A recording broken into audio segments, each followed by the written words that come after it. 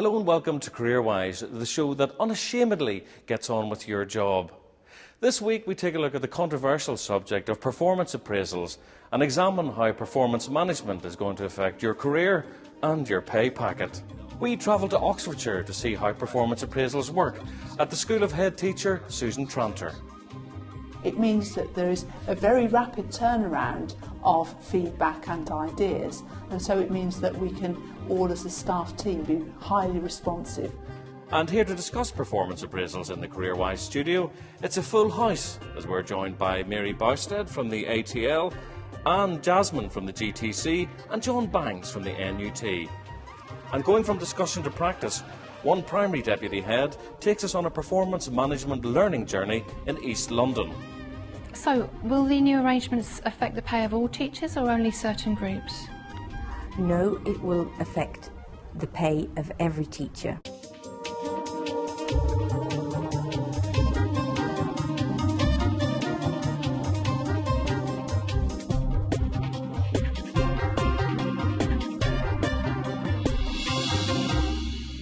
Performance appraisals are to become compulsory from September 2007 as part of the formalised structure of performance management. But how does it work in real life? The CareerWise team wanted to find a working model for performance appraisals in school, so we went to see head teacher Susan Tranter at Fitzharris School in Abingdon. The main aim of performance management is about raising standards in schools, but it's also about creating the capacity in schools to manage change. The process is about setting targets, it's about looking at what progress a member of staff has made to achieving those targets, reviewing their performance in the context of their wider school effectiveness, and then agreeing some outcomes and some objectives for the following year. My name is Ian Goddard. I'm the assistant head at Fitzharris School. The system of performance appraisals we have in this school I find extremely helpful, and I know that other staff value them as well, because it is very much a supportive mechanism in which targets are agreed on that fit into the whole school and are there to support and guide staff rather than be used as a stick to beat people. I meet regularly with members of the leadership team, and you saw the meeting that I had this morning with Ian, where we were talking about some of his key areas of focus. Ultimately, the aim is a system where every single student knows what their own targets are, what it is that they've got to do to improve. We're having a constant dialogue, so I'm giving support to him, saying, yes, that's brilliant. Well, it gives me clarity in my role, so I know specifically what I have to achieve in terms of fitting into the whole school objectives. An attendance target of 95% this year. Also allows me to give specific targets to my team to ensure that I'm going to meet my targets as well, and they like the fact that they know specifically what they have to achieve. Performance appraisals affect me in many ways, I suppose. They're part of an ongoing dialogue I have with my line manager. What I usually tend to see them and view them as is a mark of a big steer for the year, for the ongoing year, for both my job and the role of my team. So it becomes the sort of the vision of the leadership team working its way through me, and I have to sort of try and develop strategies in order to try and see that through. Kevin, are you clear about how we're going to move forward now as a school and what your role is there? Yeah, much clearer. Kevin would then meet with his members, his team, and pretty much have similar meetings. Hello, Ian. Hi, Susan. And so that reporting line, then his team will feed back to Kevin, Kevin feeds back to Ian, and then Ian feeds back to me. So how did it go with Kev? Kevin's tried to do as much as possible to devolve responsibility down to individual tutors. It means that there is a very rapid turnaround of feedback and ideas, and so it means that we can all as a staff team be highly responsive. We've got 64% of our students, we want them to get 5 or more A stars to C at their GCSEs. We've got a 95% attendance target, and by working together we can achieve those goals. Well, there's just a glimpse of performance appraisal in action. To discuss the issue further, I'm joined in the CareerWise studio by John Bangs, by Mary Bousted and by Anne Jasmine. Anne, what has changed about performance management in the last few years? I think the issue from Susan Tranter's presentation there is there appears to be a real focus on performance targets for pupils, that teachers are being asked to articulate how they're going to meet those targets. I think one of the issues that we need to be quite concerned about is teachers' individual professional development and learning. Mary, what's gone wrong in the past, and is there a utopian future ahead of us for performance management? There's never a utopian future in education. What's gone wrong in the past is, I think, performance management or appraisal has been honoured in the breach rather than the observance. And one of the key things about the revised performance management policy, which is going to be coming into schools in September 2007, is that with the objectives has to be agreed at the planning meeting the support and development which will enable the teacher to meet the objectives. And crucially, if the school does not provide the agreed support and development, then the teacher cannot be held responsible for not meeting the objectives. So there's a real requirement that the system starts putting CPD into the picture. Sounds perfect, John Bangs. You couldn't have any objections to that, could you? Well, let's have a look at what works in schools. Now, my problem with the current performance management system, the performance management system that's going to be introduced on September the 1st this year, it's very high stakes. And actually what you might well say to your reviewer may well be used either against you or for you in terms of pay. And that is a different kind of situation. You are going to literally perform in that situation to ensure that you get movement up the upper pay spine. But the unions have kind of shifted, some of them certainly have shifted radically from a position of resisting performance pay to helping the government implement it. Yeah, well, the government made it quite clear, the School Teachers Review Body made it quite clear that they wanted a system where pay was more closely related to performance.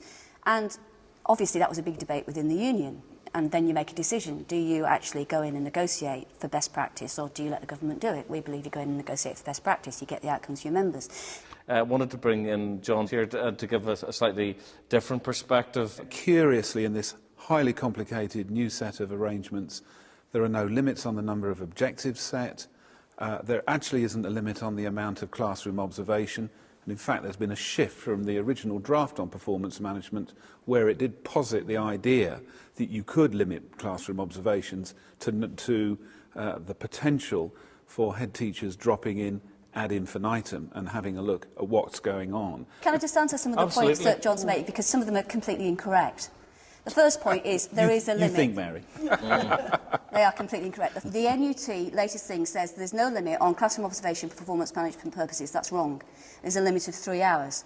And there's also a very important principle of proportionality. That is, a teacher with a lot of classroom experience who's doing very well may well not need 3 hours, may need an hour. Well, I don't so think, you see, I don't think the guidance in the model policy actually does limit that. Mary's right about the limit on observation for performance management purposes, but there are two statutory requirements in the system, not one. One is for performance management, the other one is for monitoring teaching and learning, and there is no limit. Although rightly, I think, my colleagues in the other unions have said merge the two together, but there isn't any limit on the head teacher dropping in, or there isn't any definition about why you drop in as a head teacher. Have you dropped in to monitor teaching and learning, or have you dropped in for performance management purposes? I mean, Anne, I guess you're standing somewhere uncomfortably in the middle of this debate. No, I'm not actually standing in the middle. I'm standing in a very different place. I'm standing at the position of the teacher.